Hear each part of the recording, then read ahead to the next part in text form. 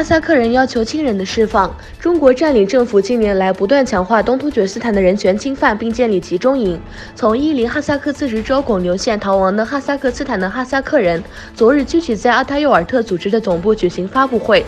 他们向联合国和人权组织致信，要求停止中国在东突厥斯坦的压迫，并释放他们的亲人。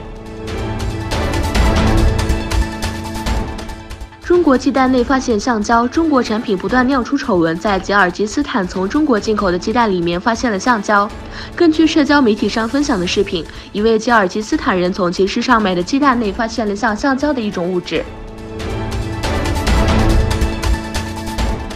耶路撒冷局势紧张，耶路撒冷伊斯兰基金协会发言人发表了一份书面声明，声明中称，以色列警察关闭了阿克萨清真寺的所有大门，以色列警方袭击了那些在清真寺里面做礼拜的人。以色列警方没有对此事发表声明，但一段时间后门都开了。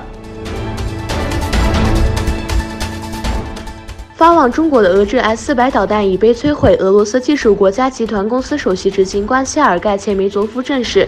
俄罗斯被迫摧毁所有运往中国的 S-400导弹，因为运输这些导弹的船只遭遇风暴。他说，我们应该已经交付了，不幸的是，一场风暴袭击了正在运输导弹的船只，所有这些导弹都被迫摧毁。根据切梅佐夫表示，现在俄罗斯正在生产新的导弹，这些导弹将被运往中国。